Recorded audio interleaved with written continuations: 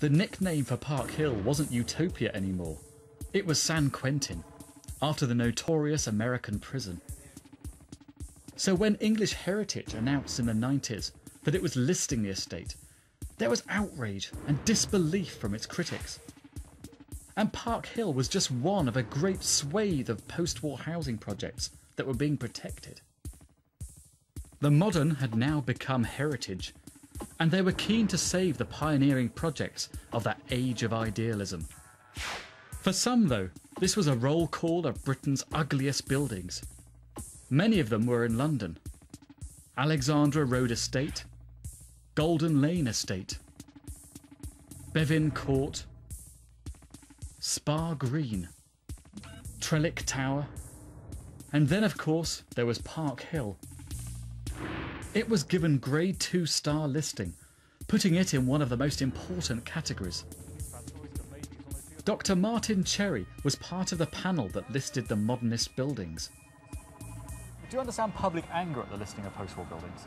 I think the anger point can be much exaggerated. I think there's a lot of scepticism and uncertainty within the public about the listing of the more brutalist and, if we can say, the more demanding buildings. Ugliness like beauty is in the eye of the beholder.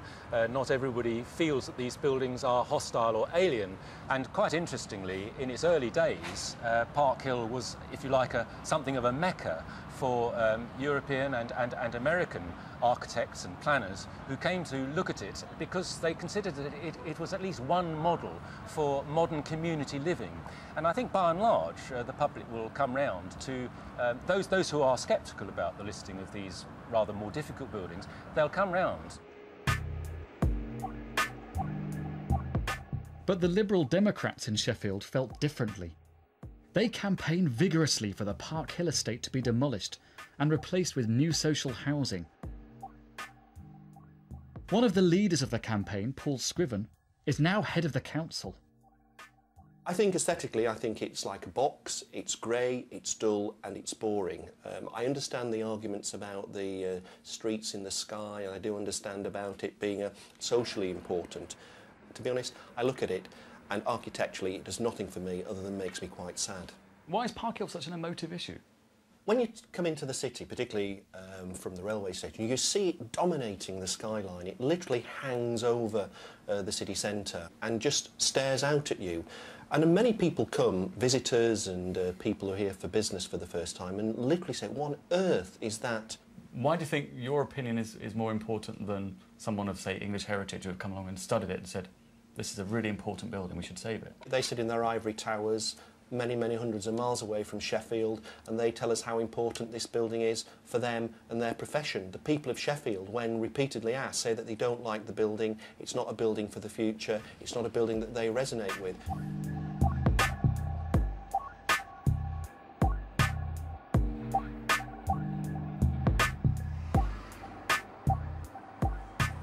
A lot of the argument basically comes down to taste. In the 1950s, it was Victorian buildings we were pulling down. Now, ironically, it's the stuff that replaced it, post-war architecture like this, that's reviled and despised. Brutalism, I admit, is never going to be a majority taste, but plenty of us love it. This is a part of our heritage. Of course we should save it. Help the aged.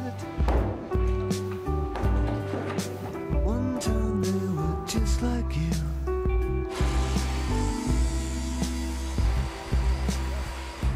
Drinking, smoking, sex and sniffing glue. But just making Park Hill one of the biggest listed buildings in the country wasn't going to save it. The listing process can only protect a building from demolition.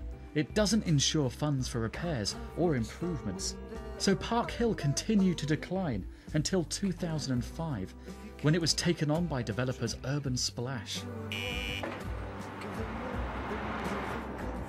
Only the famous concrete frame is actually listed, which means the key elements of the design, like the single continuous roof and the streets in the sky, are protected, and the flats are just being gutted internally.